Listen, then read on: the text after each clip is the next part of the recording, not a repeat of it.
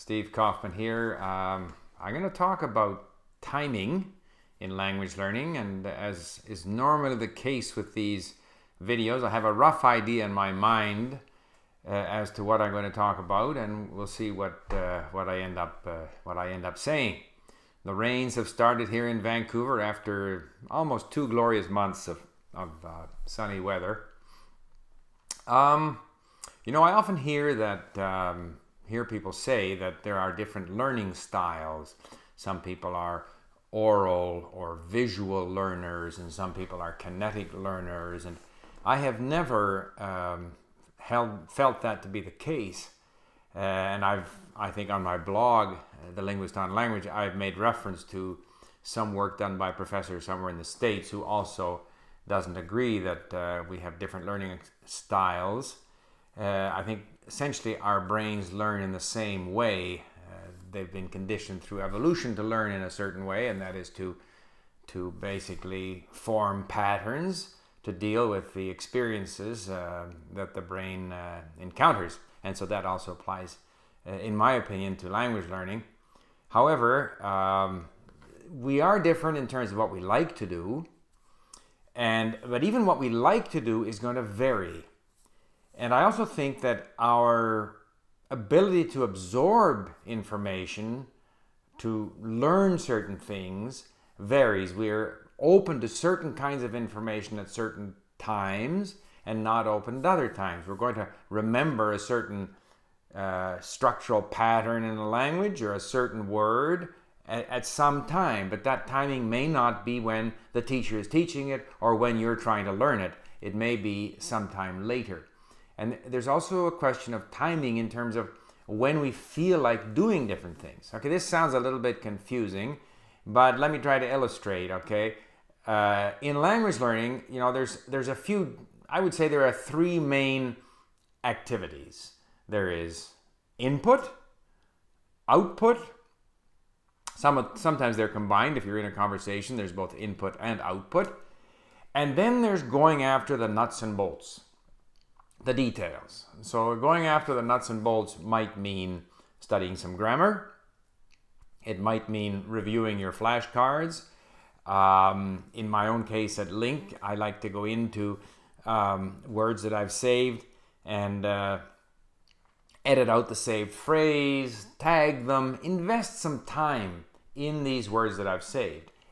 Even if I don't do it for all of them, if I do it for some of them, for example, in the case of Czech, to try and get a handle on the cases, there's always this sort of incidental learning factor. If I do it for 100 nouns, then I will start to see it happening in another few hundred nouns. So I don't have to do it for all 100 or 1,000 or 5,000 nouns that I've saved.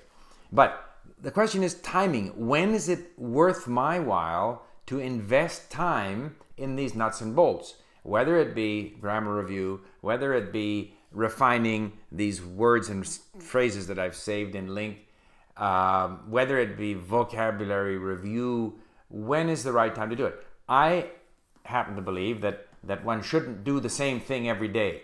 That, I'm going to spend...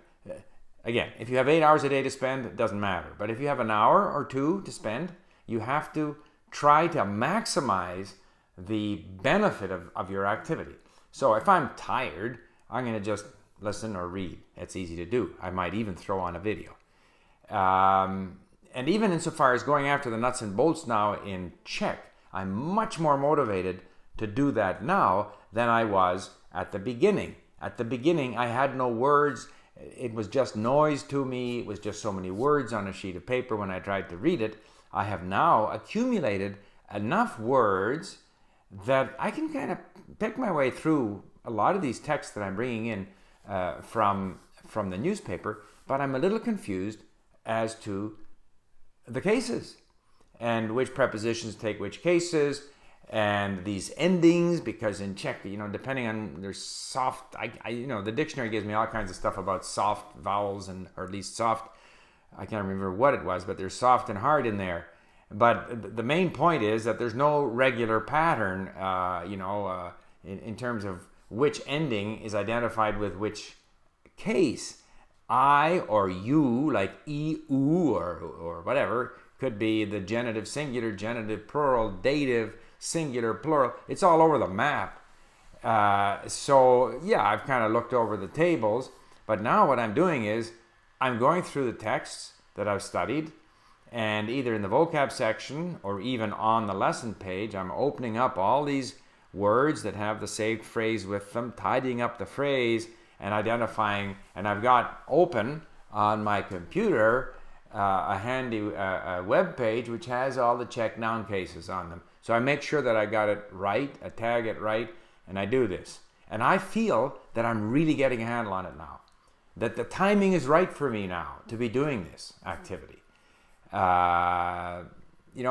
I were at some course, it would be the teacher who decides when they're going to teach the genitive, like or the dative or whatever, and I might not be receptive to it.